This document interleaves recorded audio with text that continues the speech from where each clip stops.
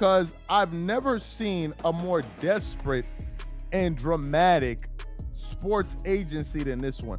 These guys are actually going out of their way to get, like, they're doing everything in terms of damage control.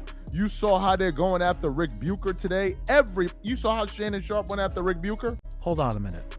Have you ever seen an organization scramble so hard? This clip drops an immediate bombshell. Klutch Sports, the agency behind LeBron James, isn't just representing players. They're in full-blown damage control mode. The speaker points out their desperate and dramatic antics, highlighted by their aggressive attack on reporter Rick Bucher. Why such a fierce reaction? Because Bucher dared to voice an opinion that challenged their narrative. This isn't just about protecting a client, it's about controlling the entire conversation. It exposes a pattern. When the truth gets too close, Klutch goes on the offensive. What are they so desperate to hide, and why is their strategy falling apart now? This isn't just sports news, it's a peek behind the curtain of power, influence, and a whole lot of panic. That initial blast wasn't just speculation. It set the stage for a revelation so staggering it could redefine LeBron James's final years in the NBA.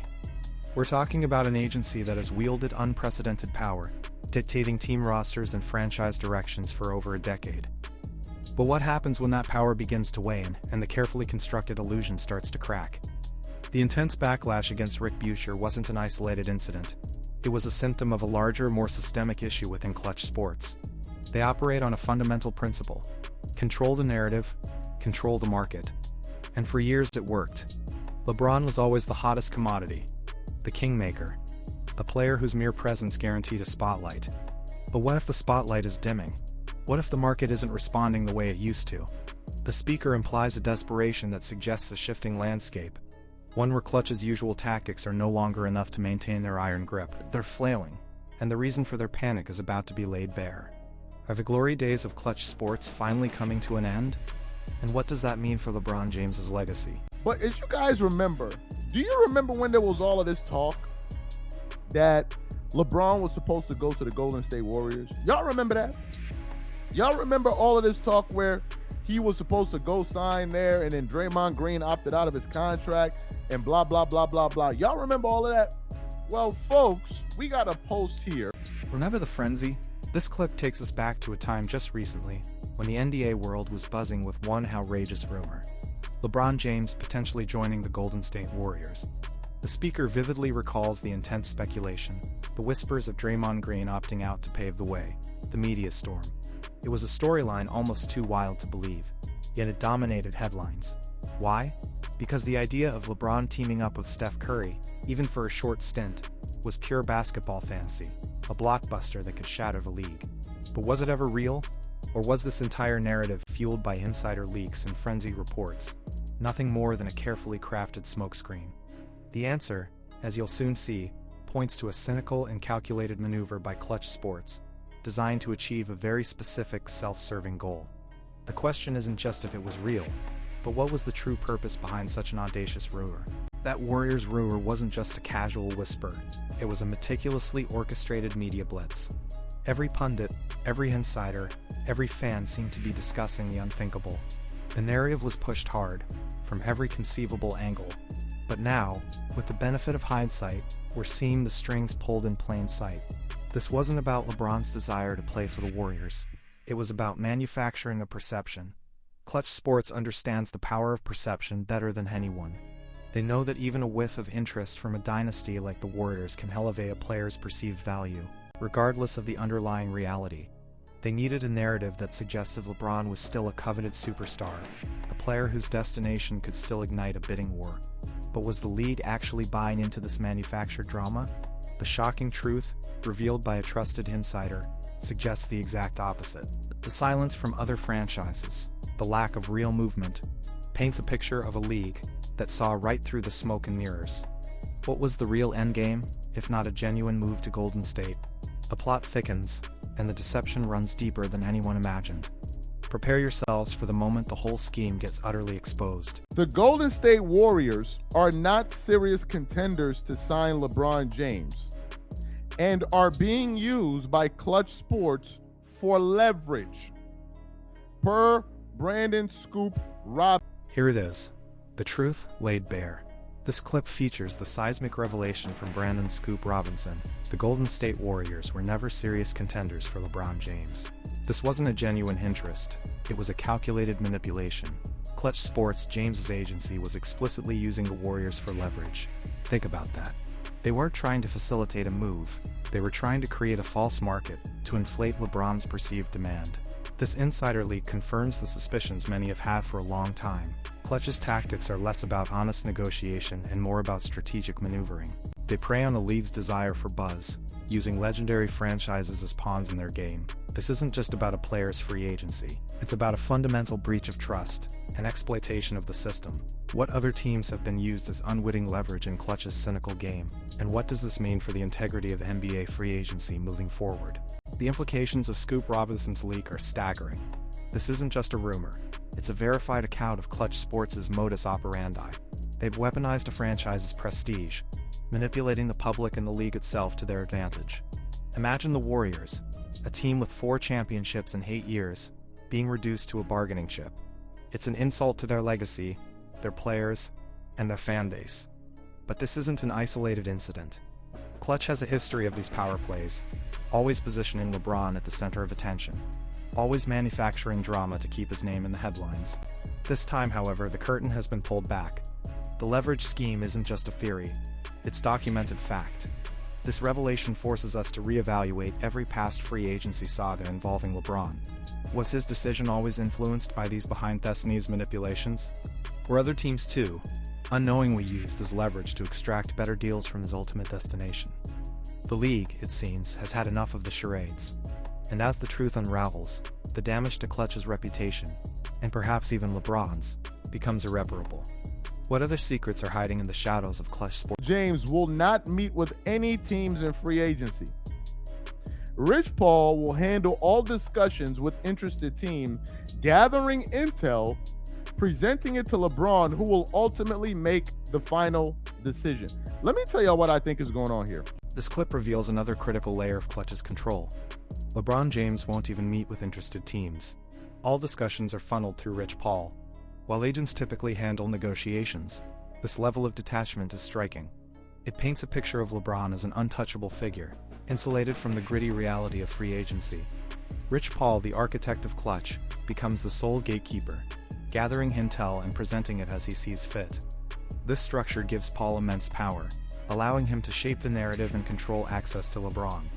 It perfectly enables a leverage scheme because teams aren't talking directly to the player, they're talking to the manipulator.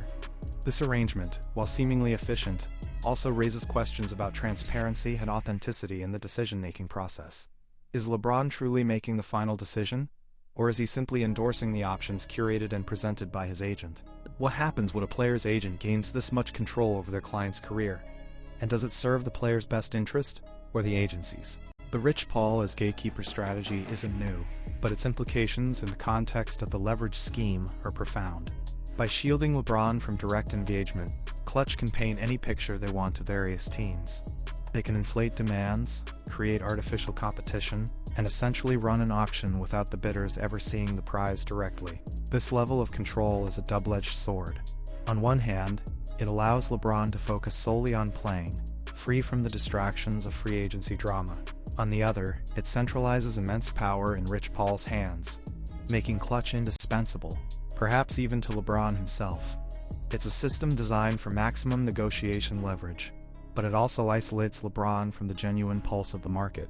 What if the intel Rich Paul is gathering isn't reflecting the true sentiment?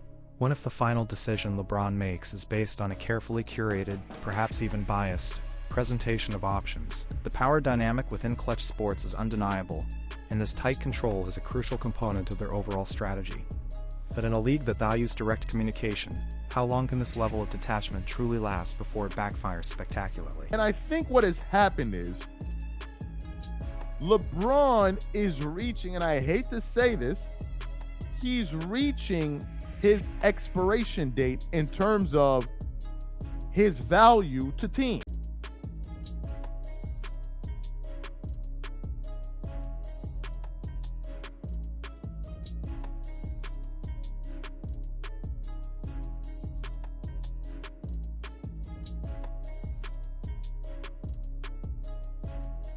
The expiration date theory isn't just about LeBron's physical decline, it's about the evolving landscape of the NBA.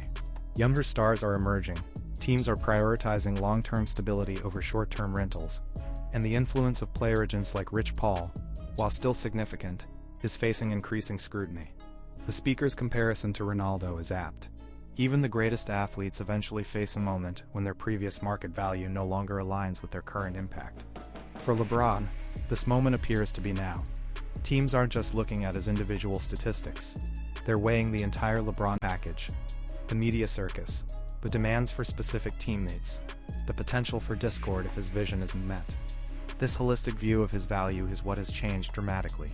The league is moving on, seeking players who fit seamlessly into established cultures rather than demanding a culture shift around them. This shift explains Klutch's desperation. They're trying to cling to the narrative of peak LeBron, even as the numbers and the lack of genuine suitors tell a different story. The question becomes, how will LeBron, a player who has always dictated terms, adapt to a market that no longer caters to his every whim? The answer will define the twilight of his legendary career. How low can his market value truly go before he's forced to accept an uncomfortable truth? It's like it went from LeBron to free agency to nothing. And as soon as the Lakers slammed the door, it looks like all the other NBA teams did as well. Let me say this again before I show you guys the post one more time. This clip reveals a devastating truth about LeBron's market. The moment the Lakers reportedly shut the door on a max contract, the entire league followed suit. It's a chilling indictment of his perceived value. The speaker describes a swift and universal freezing out, a collective decision by NBA franchises to distance themselves from a potential LeBron acquisition. This isn't just about one team's decision, it's about a league-wide consensus. For years, LeBron was the ultimate prize, the guaranteed ratings boost, and a shot at contention. Now he's a player no one seems eager to overpay for. This unprecedented cold shoulder suggests that teams are wary of the financial commitment, the age factor, and perhaps the baggage that comes with a LeBron James signing. It signifies a profound shift from being the most sought-after free agent to a player struggling to find a suitor willing to meet his perceived demands. What exactly scared off every other NBA team so quickly? And what does this say about the true nature of LeBron's current standing in the league? The simultaneous slamming of doors across the NBA is a monumental moment, signaling a complete recalibration of LeBron James's market. It's a silent, collective declaration from team owners and general managers that the LeBron effect no longer justifies a max-level investment. This isn't a slight, it's cold, hard business. Teams are looking at the full picture. A player entering his 22nd season, who has shown signs of decline, and whose agency often complicates roster building with aggressive demands. The financial risk of a max contract for a player of his age, combined with the potential for Klutch Sports to disrupt locker room chemistry or demand preferential treatment, has become too great. The league, it seems, has learned its lesson from past LeBron sagas. They are no longer willing to be held hostage by the allure of a fading superstar. This unified stance forces Klutch Sports into a corner, explaining their frantic attempts at leverage and control. They're no longer negotiating from a position of power, but from one of quiet desperation. This shift changes everything. What does a frozen-out LeBron do next? And how will he navigate a league that no longer bows to his every demand? But in terms of you being a max player, those days are over, and it's now 100% clear to me that the Lakers were the only team that were willing to pay him that. That was his last hope. The blunt truth: the era of LeBron James as a max player is officially over. The speaker declares it 100% clear. The Lakers were his final sole hope for a max contract. This isn't conjecture. It's a conclusion drawn from the stark reality of the current free agency market. If other teams genuinely believed he was worth max money, they would have stepped up. But they didn't. This confirms that the Lakers, despite their loyalty and history with him, were the last bastion willing to offer top dollar for an aging superstar. The market in its brutal efficiency has spoken. LeBron's incredible career is undeniable, but his financial peak in terms of contract value is now in the past. This changes his leverage entirely. If even his home team is unwilling to offer the max, what chance does he have elsewhere? The days of demanding and receiving whatever he wanted are gone, replaced by a harsh new reality. What does it mean for LeBron's legacy when the financial valuation of his twilight years doesn't match the grandeur of his prime? This hard truth about LeBron's max contract potential, or lack thereof, is a turning point. For so long, his contracts were not just about money. They were a symbol of his unparalleled influence and status. Now that symbol has been tarnished. The Lakers' reluctance to offer a max deal, despite their previous concessions to LeBron and Klutch, signifies a fundamental shift in their approach, and indeed, in the league's collective mindset. They're prioritizing the team's future, safeguarding against the risks of a long-term, expensive commitment to a player whose best days are behind him. This isn't about disrespect, it's about pragmatism, and it leaves Klutch Sports in an unprecedented predicament. Their entire business model has been built around securing the absolute maximum for their star client. Now, with the max contract door slammed shut, they have to pivot. But to what? Lack of alternative max offers highlights the true extent of his declining market value, stripping away the illusion of a robust market. This forces an uncomfortable reckoning. How will Klutch Sports spin this narrative? And what desperate measures will they take next to secure some semblance of a win for LeBron, even if it's not a max deal? Think about that for a second. Rui Hachimura is probably going to make more money in free agency this summer than LeBron James. I want you guys to wrap your minds around what I just said. Prepare for a gut punch of reality. This clip delivers a truly shocking comparison. Rui Hachimura, a solid but not superstar level player, is poised to make more money in free agency this summer than LeBron James. The speaker emphasizes the absurdity, urging listeners to wrap your minds around what I just said. This isn't hyperbole. It's a stark, quantifiable measure of how far LeBron's market value has fallen. A role player like Hachimura securing a significant 2-year, $28 million, highlights a market that is now valuing youth, potential, and specific skill sets over an aging legend with immense demands. The financial landscape has shifted dramatically. This isn't about individual greatness. It's about economic reality. For years, LeBron's name alone commanded astronomical figures. Now, a younger, less heralded player can out-earn him. This comparison isn't just surprising. It's an undeniable signal that the era of LeBron's financial dominance in free agency is unequivocally over. What does this mean for his pride? And more importantly, for his final contract demands?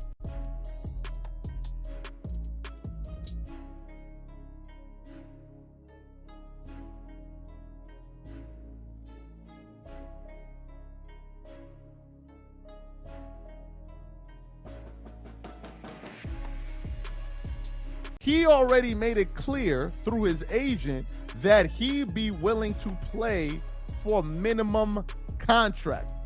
So now that you've indicated to the market that you're willing to play for a minimum contract, why would anybody pay you above that? This clip exposes the ultimate self-sabotage by LeBron's camp.